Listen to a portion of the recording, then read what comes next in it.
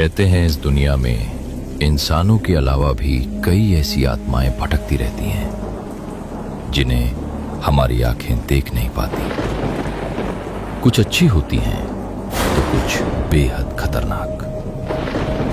ये कहानी भी ऐसी ही एक रहस्यमयी आत्मा की है, लेकिन वो आत्मा अच्छी है या बुरी, इसका फैसला कहानी के अंत में आप खुद करना। गांव का एक आदमी भैरव अपने कारखाने से बस स्टॉप पर आया। उसका कारखाना गांव के बाहर था, जिसके लिए उसे बस से आना जाना करना पड़ता। आज तो मुझे बहुत देर हो गई, पता नहीं मुझे घर जाने के लिए बस मिलेगी भी या नहीं। भैरव चलते चलते बस स्टॉप पर पहुंचता है और इधर उधर देखता है। वहां उसे एक बूढ़े चाय वाले के अलावा और कोई दिखाई नहीं देता। खैरवाड़ी की आखिरी बस निकल तो नहीं गई। ओहो, क्या करूं अब, घर कैसे जाऊं? भैरव उस बूढ़े चाय वाले के पास जाता है और पूछता है, चाचा, अरे ओ चाचा, खैरवाड़ी की बस चली गई क्या? हाँ, वो तो कब की चली गई। तुमने आने में बड़ी देर कर दी आज। हाँ, आज जरा काम ज्यादा था, इसलिए वक्त का पता ही नहीं चला। बेटा मेरी मानो तो तुम आज घर मत जाओ। देखो मौसम कितना खराब हो रखा है और माहौल भी कुछ ठीक नहीं लग रहा। क्या ये कैसी अनाप शनाप बातें कर रहे चाचा? घर नहीं जाओ तो क्या करूं? उतने में जोर से बिजली चमकती है और उस बिजली के उजाले में भैरव को दूर से एक बस आती हुई दिखती है, जिस पर लिखा होता है खैरवाड़ी स्पेशल। भैरव बस को देखकर राहत की सांस लेता है और उसके चेहरे पर हल्की सी खुशी आ जाती है, लेकिन उसे जरा भी अंदाजा नहीं था कि इस बस का सफर उसकी जिंदगी का आखिरी सफर होने वाला है। चाचा देखिए, बस आ रही है, खैरवाड़ी स्पेशल लिखा है। ठीक है चाचा, मैं चलता हूं। भैरव, उस बस में मत जाओ। चाचा, बहुत रात हो गई है, मुझे घर पहुंचना होगा, चलता हूं। तभी बस उसके ठीक सामने आकर रुकती है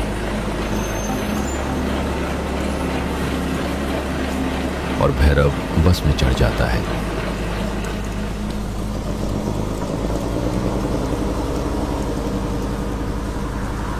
कुछ देर बाद भैरव देखता है कि बस एक गहरे जंगल की ओर जा रही है, जो कि उसके गांव का रास्ता नहीं था। अरे ये बस जंगल में क्यों जा रही है? जाकर ड्राइवर से पूछता हूं। भैरव ड्राइवर के पास जाकर उसके कंधे को थपथपाकर पूछता है, ड्राइवर साहब, ये बस कहाँ जा रही है? ये तो खैरवाड़ी का रास्ता नहीं लगता। तभी अचानक ड्राइवर भैरव की ओर देखता है। उसे देखते ही भैरव की आंखें फटी की फटी रह जाती हैं और उसका दिल जोरों से धड़कने लगता है, क्योंकि ड्राइवर कोई इंसान नहीं था। उसका चेहरा बुरी तरह जला हुआ था और होंठों पर एक डरावनी टेढ़ी मुस्कान फैली हुई थी। वो धीमी लेकिन खौफनाक आवाज में बोला, ये बस किसी को घर नहीं जाने देती। इतना कहकर ड्राइवर अचानक बस की रफ्तार तेज कर देता है। अगले ही पल बस पागलों की तरह सुनसान रास्ते पर दौड़ने लगती है। भैरव घबराकर इधर उधर देखने लगता है, लेकिन तभी ड्राइवर बस को सीधे जंगल की गहरी खाई की ओर ले देता है और सब कुछ अंधेरे में डूब जाता है। उस खौफनाक हादसे में भैरव की मौत हो जाती है।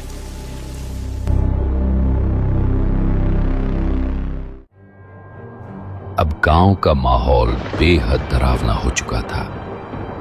शाम ढलते ही गलियों में सन्नाटा छा जाता। लोग डर के मारे रात होने से पहले ही घर लौट आते और हर चौपाल पर बस उसी मनहूस बस की चर्चा होती। गांव वालों के दिल में एक ही डर था, पता नहीं अगला शिकार किसका होगा। अरे चमेली, क्या तुमने सुना? उस बस में हमारे गांव के एक और आदमी की मौत हो गई। हाँ, सुना है। पिछले 3 महीनों में करीब 5 लोग उस बस का शिकार बन चुके हैं। पता नहीं वो बस अभी और कितनों को अपने साथ ले जाएगी। अरे कमला, तुम तो पहले अपने पोते को समझाओ। उसकी दुकान भी तो गांव के बाहर उसी चौराहे पर है और वो रात को बहुत देर से घर आता है। कहीं उसका नंबर लग गया तो? शांति, कुछ भी अनाप शनाप बोलती रहती है। ऐसी मनहूस बातें जुबान पर मत लाया कर। अरे कमला, आप तो बुरा मान गई। मैं तो बस कह रही थी कि अगला नंबर किसी का भी हो सकता है। हमें सावधान रहना चाहिए। हाँ हाँ ठीक है, चलो चलती हूँ, बहुत काम पड़े हैं। इतना कहकर कमला वहां से अपने घर आती है और देखती है कि उसका पोता विकास दुकान जाने की तैयारी कर रहा है। कमला को शांति की कही बात याद आती है और वो विकास से कहती है, विकास बेटा, दुकान जाने के लिए निकल रहे हो? हाँ, बस निकल ही रहा था। क्या हुआ? आप कुछ परेशान लग रही हैं। सब ठीक तो है ना? विकास, मैं जानती हूँ तुम्हें इन बातों पर भरोसा नहीं है, लेकिन मेरी बात मानो बेटा। रात में जरा जल्दी घर लौट आया करो। गांव का माहौल ठीक नहीं है। जिस तरह की बातें सुनने में आ रही हैं, लोग कहते हैं वो बस किसी को नहीं बख्शती। भगवान न करे तुम्हारे साथ कुछ बुरा हो जाए, फिर मेरा क्या होगा? दादी, आप भी ना, ये कैसी बातें कर रही हैं? मुझे कुछ नहीं होगा। और वैसे भी मुझे इन भूत प्रेत की बातों पर जरा भी भरोसा नहीं है। ये सब लोगों का डर है, वहम है, और कुछ नहीं। इतना कहकर विकास घर से बाहर निकल गया। उसके कदम तेज थे, लेकिन उसे जरा भी अंदाजा नहीं था कि जिस बात को वो गांव वालों का डर और अफवाह समझ रहा था, वही आज उसकी जिंदगी बदलने वाली थी। ये विकास कभी मेरी सुनता क्यों नहीं? भगवान, मेरे पोते की रक्षा करना। कमला की अपने पोते के प्रति चिंता जायज थी, पर आने वाली मुसीबत से अब शायद भगवान भी उसे बचा नहीं सकते थे। विकास रोज की तरह बस पकड़कर अपनी दुकान के लिए निकलता है। गांव के बाहर बने बस स्टॉप पर उतरकर वो चाय वाले चाचा की दुकान पर चाय पीने के लिए रुक जाता है। अरे चाचा, कैसे हो?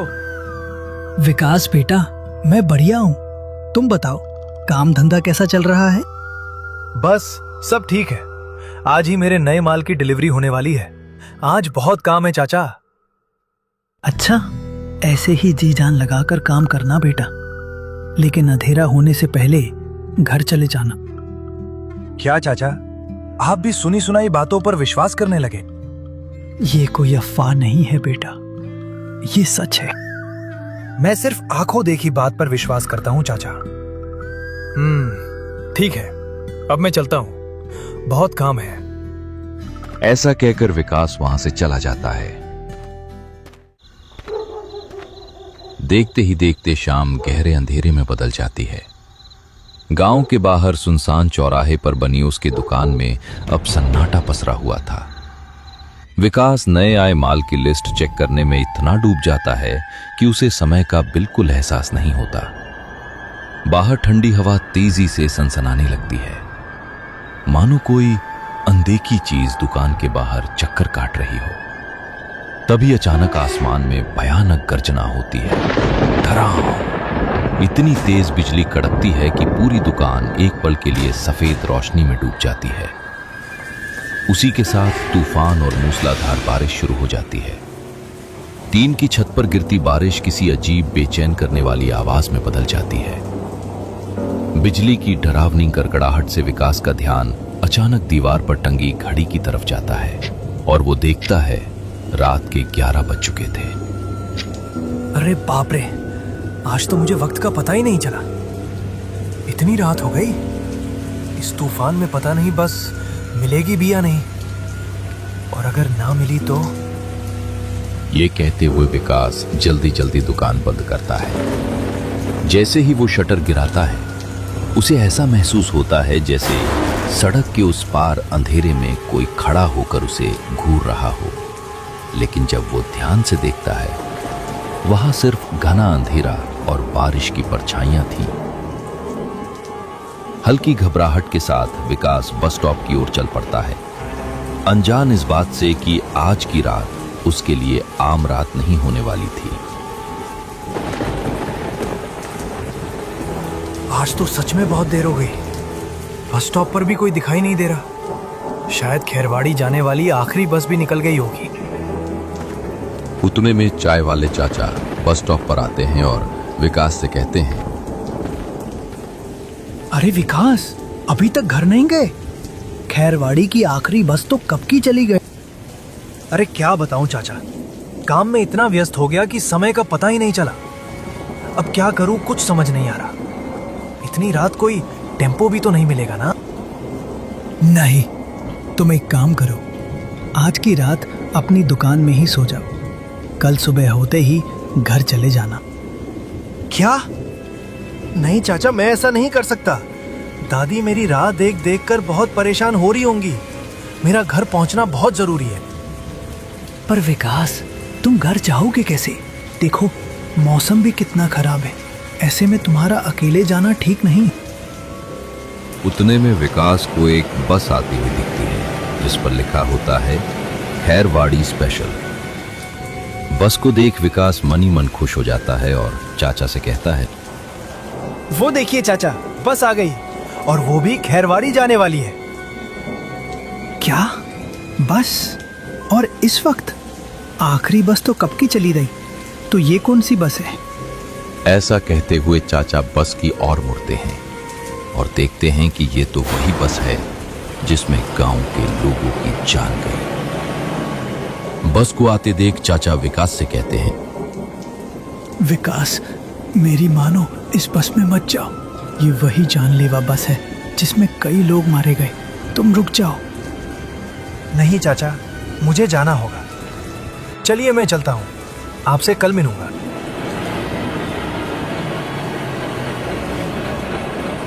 चाचा विकास को रोकने की बहुत कोशिश करते हैं, पर विकास उनकी एक नहीं सुनता और बस में चढ़ जाता है। विकास को बस में जाता देख चाचा मन ही मन कहते हैं, हे भगवान, इसकी रक्षा करना। विकास इन सब बातों से अनजान उस बस में एक डरावने सफर पर निकल पड़ता है। विकास बस में चढ़ने के बाद वो देखता है कि बस में अंदर सिर्फ 4 यात्री बैठे थे, सबके सिर झुके हुए, पूरा सन्नाटा। ड्राइवर का चेहरा साफ नहीं दिख रहा था। विकास बिना कुछ सोचे सीधे आगे जाकर सीट पर बैठ जाता है और अपना गांव आने की प्रतीक्षा करता है। काफी रात हो गई है, शायद इसलिए बस में ज्यादा यात्री नहीं है। विकास खिड़की के बाहर देखता रहता है। बस धीरे धीरे सुनसान रास्ते पर चलने लगी। कुछ देर बाद विकास को अजीब बात महसूस हुई कि कोई भी यात्री हिल नहीं रहा था। ना कोई बात कर रहा था, ना खांसी और ना ही कोई सांसों की आवाज। बस जैसे किसी कब्रिस्तान की तरह शांत थी। तभी विकास का फोन बजता है, एक अननोन नंबर। विकास कॉल उठाता है। विकास, बस से उतर जाओ। विकास चौंक जाता है और पूछता है, कौन कौन बोल रहा है? अगर घर पहुंचना चाहते हो तो अभी उतर जाओ। और कॉल कट हो जाता है। विकास आसपास देखता है, सभी यात्री वैसे ही बैठे थे। कुछ मिनट बाद फोन फिर बजता है और फोन पर लड़की कहती है, विकास, कुछ भी हो जाए पर ड्राइवर का चेहरा मत देखना। ये सुनकर विकास के हाथ कांपने लगते हैं। तभी सामने शीशे में उसे ड्राइवर की परछाई दिखती है, जिसमें उसका चेहरा जैसे जला हुआ है, लेकिन वो तुरंत नजर हटा लेता है।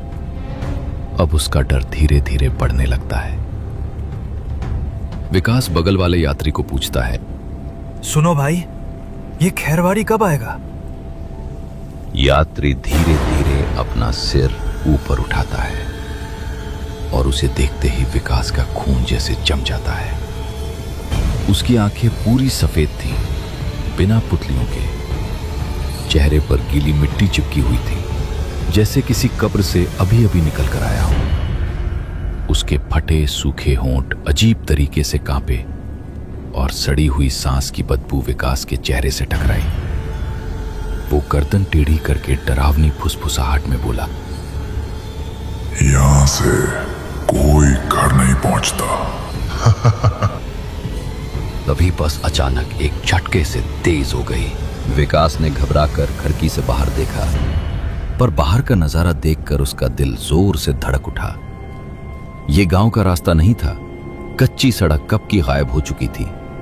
चारों तरफ घना काला जंगल था, जहां टेढ़े पेड़ हवा में ऐसे हिल रहे थे जैसे किसी को पकड़ने के लिए हाथ बढ़ा रहे हों। बस अब अंधेरे को चीरती हुई किसी सुनसान भूली हुई जगह की तरफ बढ़ रही थी। तभी तीसरी कॉल आई। इस बार लड़की की आवाज पहले से ज्यादा घबराई हुई थी।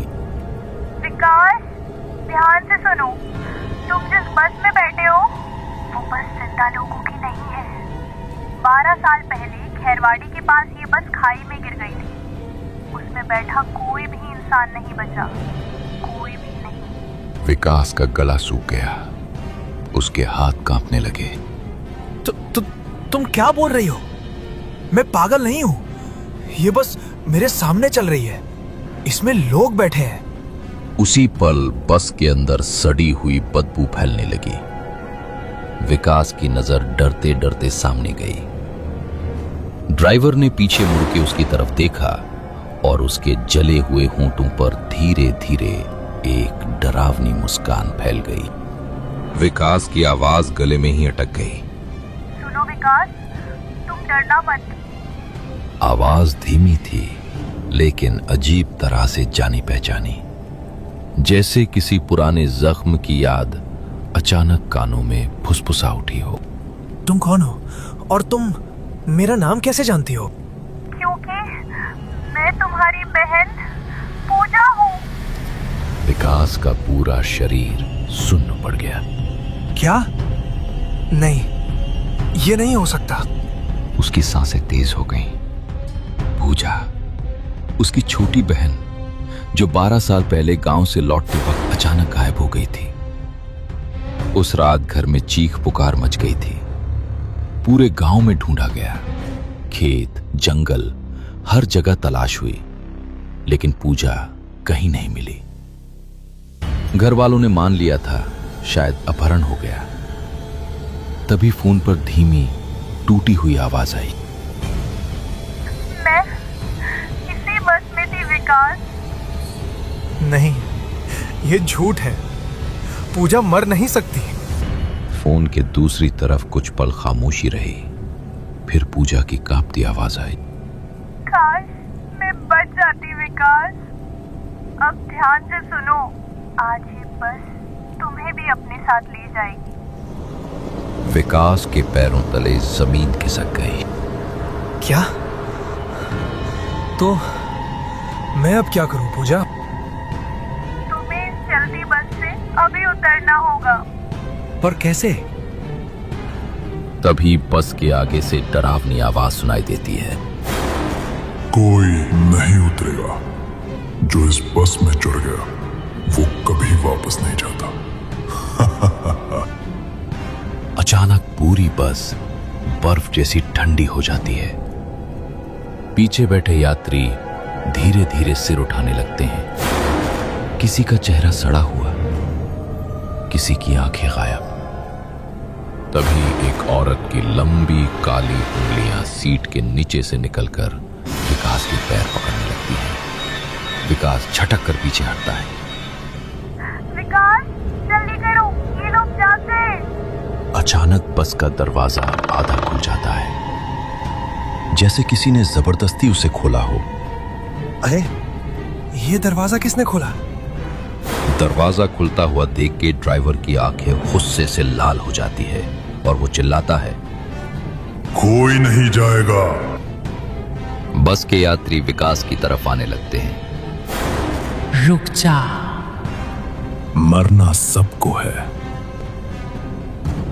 भाग विकास, भाग। विकास पूरी ताकत से दरवाजे की तरफ दौड़ता है। पीछे से कई ठंडी उंगलियां उसके कपड़े पकड़ने की कोशिश करती हैं और अगले ही पल वो चलती बस से कूद जाता है।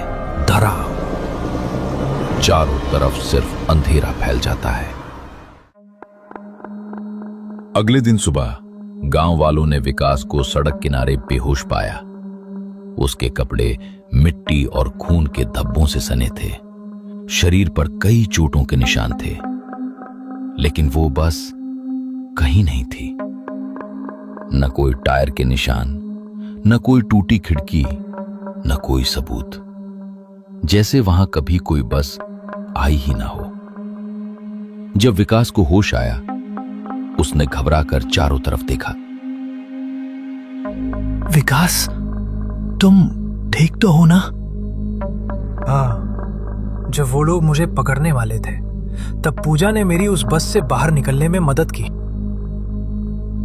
विकास की आंखें भर आईं, जो सालों पहले उससे बिछड़ गई थी, लेकिन उस रात आखिरी बार उसे बचाने लौट आई थी। कुछ रिश्ते मौत से खत्म नहीं होते, कुछ लोग चले जाने के बाद भी साथ रहते हैं, और कभी-कभी सबसे डरावनी रात में सुनाई देने वाली आवाज डराने नहीं बल्कि बचाने आती है।